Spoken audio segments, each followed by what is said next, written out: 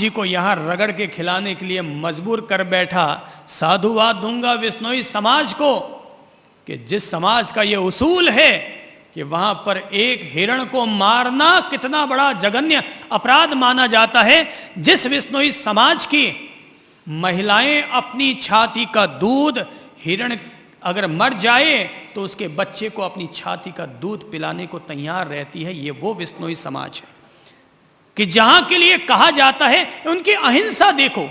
विश्नोइयों की यह अहिंसा कितनी बड़ी अहिंसा कि अगर उनके यहां पर जो पेड़ है, अगर एक पेड़ काट दिया जाए तो वो कहते हैं एक पेड़ कटवाना हमें कबूल नहीं है, उसकी बजाय अपनी 100 संतानों को मरवा देना उनको कबूल रहा है।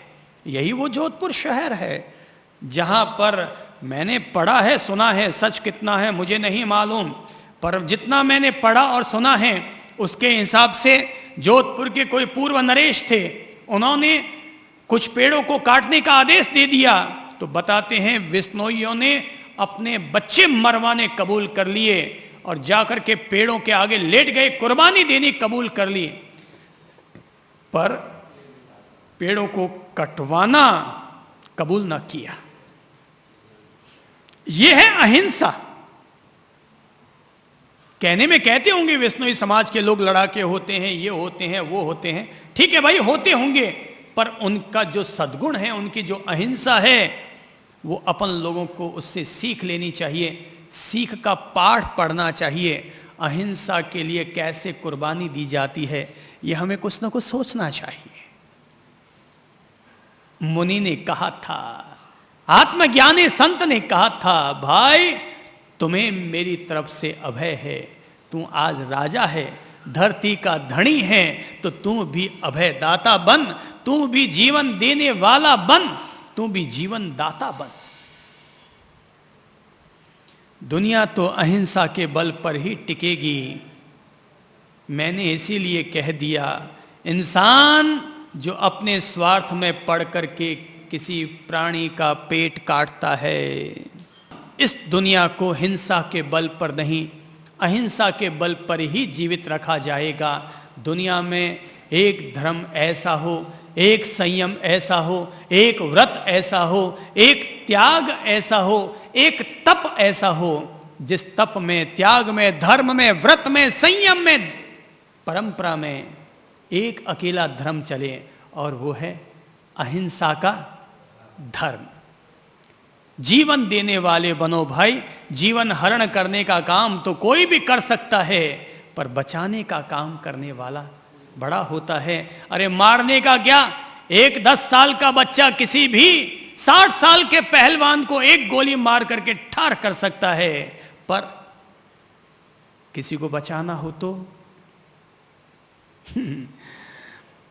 मुझे याद है एक बच्ची पानी में डूब रही थी। एक व्यक्ति जिसने देख लिया दूर से एक बच्ची को डूबते हुए, गया दौड़ करके और जाकर के नदिया में जंप लगाई और बच्ची को बचाकर ले आया। बच्ची ने बचने के बाद उस सज्जन से कहा, अंकल आपको बहुत बहुत धन्यवाद है, बहुत बहुत थैंक्स। आदमी ने पूछा, थैंक्स किस बात के लिए, थैंक्स किस बात के लिए? बिटिया ने कहा, आपने मेरी जान बचाई, आपने मेरा जीवन बचाया, इस बात के लिए थैंक्स है। तो उस अंकल ने कहा, बेटा जब बड़ी हो जाओ ना तो इस बात को याद रखना कि तुम्हारा जीवन बचाने के काबिल था, तुम्हारा जीवन बचाए जाने के योग्य था। जब तुम बड़ी हो जाओ तो याद रखना कि तुम्हारा जीवन बचाने के काबिल था। ये जीवन बचाया जाना चाहिए। वो जीवन चाहे मेरा हो, चाहे वो जीवन आपका हो, चाहे वो जीवन कि जो आज हिंसा में लिप्त हो चुके हैं, उनका जीवन भी बचाया जाना चाहिए। अहिंसा का पाठ किसी को मारने की रजा नहीं देता। ये धरती का कानून किसी को मारने की रजा नहीं देता। खुद जियो, सबको जीने दो भाई, हमें भी जीने दो और हमारी ओर से तुम भी जीवन जीने का अधिकार प्राप्त करो। हम नहीं चाहते कि कोई हमारा शोषण करे और हम ये भी नहीं चाहते कि कोई तुम्हारा शोषण करे। संयम से जियो भाई, हम लोग क्यों हिंसा में आसक्त होते हैं। एक न एक दिन सबको यहीं से छोड़कर चले जाना है, एक दिन सबको यहीं से छोड़कर चले जाना है। अपन लोग तो उस संस्कृति के संतान हैं, उस संस्कृति के संतान हैं, उस संस्कृति के पुत्र हैं, अमृत पुत्र हैं अपन सारे लोग। जो संस्कृति अपन लोगों को सिखाती है कि राजा शिवी के पास अगर एक कबूतर चला गया शरणागत बन करके कि प्रभु मुझे बचाइए, राजन मुझे बचाइए, तो राजा शिवी अपनी जंघा का मांस काट काट करके बाज को देने को तैयार हो जाते हैं, बशर्ते एक कबूतर बचना चाहिए।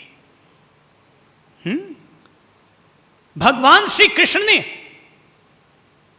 गौ माताओं की सेवा अपने लिए स्वीकार कर ली, बशर्ते अगर मानव समाज का पोषण होता है तो मुझे गौ भक्त कहलाने में भी कोई दिक्कत नहीं है। पर कृष्ण ने यह कबूल किया। हो सकता है किसी भगवान का चिन्ह कुछ होगा, किसी का कुछ होगा। आप लोग मानते होंगे कि भगवान का जो चक्र है ना हाथ में, सुदर्शन चक्र, वो भगवान कृष्ण का प्रतीक होगा। लेकिन मैं कहूंगा नहीं, वो तो मजबूरी थी उनकी कि शत्रुओं का विनाश करने के लिए, आतताइयों का विनाश करने के लिए, आतंकवादियों का विनाश करने के लिए उनको सुदर्शन चक्र उठाना पड़ा। बाकी कृष्ण का तो एक ही प्रतीक है, एक ही लंछन है, और वो है गौ माता। गाय माता भगवान कृष्ण की एक अकेली इकलौती प्रतीकात्मक चीज है। भगवान नेमिनाथ को हम कैसे भूल सकते हैं, श्रद्धा सहित याद करते हैं, जिन्होंने पशुओं को बचाने के लिए अपने विवाह तक का त्याग कर डाला। हम क्यों भूलते हैं मेघ कुमार के उस अतीत को, कि जिस अपने पूर्व भाव में कि जब मेघ कुमार एक गजराज होता है और जंगल में आग लगने लगती है तो सारे जंगल के 2-4 कोस की जमीन में से सारे पेड़ों को उखाड़ उखाड़ कर वो एक किनारे फेंक देता है, जमीन साफ करता है, सारे जंगल के पशु पक्षियों को पनाह देता है, पनाहगाह बना देता है, शरण स्थली बना देता है, और सारे पशु पक्षी जानवर उन पेड़ पौधों से रहित भूखंड पर आकर के अपनी आत्मरक्षा करने लगते हैं। इतने में ही उस गजराज को पेट में खुजली उठती है, वो एक पांव ऊपर उठाता है, खुजलाने लगता है, और जैसे ही पांव रखने लगता है कि तभी देखता है एक खरगोश चला आया, और तो उसे कहीं जगह न मिल पाई, तो वो उसी जगह में जहां पर वो पांव रखने वाला था वहीं आकर के उसने पनाह ले ली। वो पांव रखने लगा, तभी उसको लगा ओह खरगोश मर जाएगा। गजराज ने अपने पांव को ऊपर ही रखा। हाथी के लिए पांव को ऊपर रखना ये बहुत बड़ी तपस्या है भाई, बहुत बड़ी तपस्या। लेकिन हाथी ने ये कबूल कर लिया, और 3 दिन 3 रात तक जंगल में वो आग सुलगती रही। जब वो बुझी तो सारे जानवर उस पनाहगाह में से निकल निकल कर अपनी अपनी जगह पर चले गए। लेकिन हाथी 3 दिन 3 रात पांव ऊपर रखने के कारण उसका पांव अकड़ गया था, वो धड़ाम से नीचे गिर पड़ा, मौत आ गई, मर गया। और अगले जन्म में राजकुमार मेघ कुमार बना।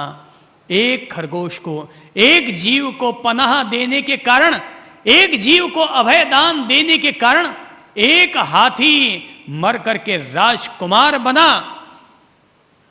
अरे अपन लोग क्यों भूल जाते हैं उस कहानी को, जिस कहानी में कहा जाता है शिकारी शिकार खेलने के लिए गया, रास्ते में हिरण का बच्चा मिल गया, उसने उसे पकड़ा, अपने घोड़े से बांध लिया। हिरणी ने देखा उसका बच्चा पकड़ा गया, हिरणी साथ साथ चलने लगी, रोती रोती चलने लगी। आखिर शिकारी को दया आ गई, उसने हिरणी के बच्चे को छोड़ दिया।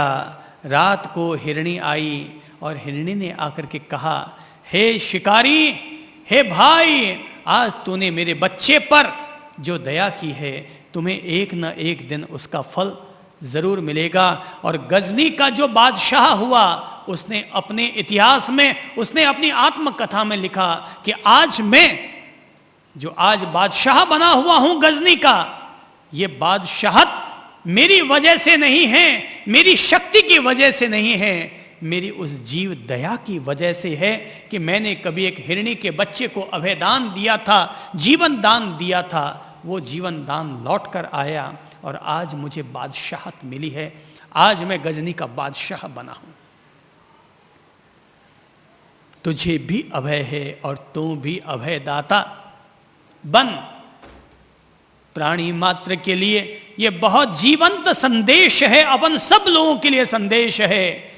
भगवान से तू अगर माफी मांगना चाहता है तो तू दूसरों को भी माफ करना सीख।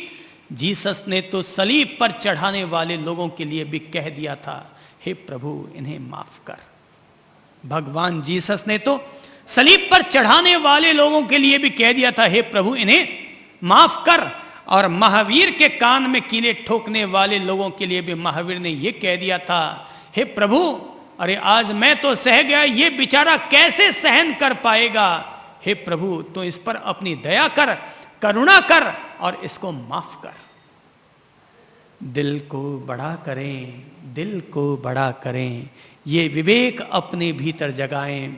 मैं अपनी तरफ से किसी के भी दिल को ठेस नहीं पहुंचाऊंगा, किसी भी जीव को ठेस नहीं पहुंचाऊंगा, अपने किसी भी मानव, किसी भी इंसान को ठेस नहीं पहुंचाऊंगा, अपने घर परिवार के सदस्यों को ठेस नहीं पहुंचाऊंगा। और जिस दिन भी मेरे द्वारा किसी की आंखों में दो आंसू आ गए, दिल को ठेस पहुंच गई, उस दिन सांझ को बैठकर प्रतिक्रमण करूंगा और अपने आप से कहूंगा, हे प्रभु अगर आज मेरे द्वारा किसी भी प्रकार का गलत चिंतन हुआ हो, गलत वचन निकला हो, गलत कर्म या व्यवहार हो गया हो, तो हे प्रभु तू मुझे मेरे उन अपराधों के लिए माफ कर, क्षमा कर। मैं प्रतिक्रमण करूंगा, मैं प्रायश्चित करूंगा। अगर मेरे द्वारा किसी के भी दिल को ठेस पहुंच जाती है तो हाँ, अगर हम लोग अहिंसा से भी आगे बढ़कर प्यार और मोहब्बत के अनुयायी बन जाते हैं, एक दूसरे को और ज्यादा प्रेम और सुकून देने का भाव अपने भीतर पैदा कर लेते हैं, तो सचमुच इस दुनिया में जीना, इस संसार में जीना एक बहुत बड़ा सौभाग्य है।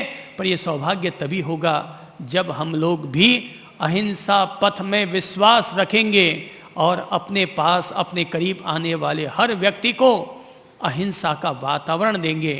हिंसा बहुत हो चुकी है दुनिया में, अब अहिंसा एक अकेला धर्म, एक अकेला उसूल, एक अकेला पैगाम बन जाना चाहिए। जो लोग हिंसा में लगे हुए हैं, जो लोग बहुत ज़्यादा गुस्सा करते हैं, जो लोग दिन भर गाली गलौज किया करते हैं, जो लोग अपनी दादागिरी किया करते हैं, उस हर किसी व्यक्ति के लिए एक ही पैगाम है, अरे भाई सोच, एक न एक दिन तुझे भी मर के जाना है, फिर क्यों तू इस तरह से हिंसा में संलग्न है।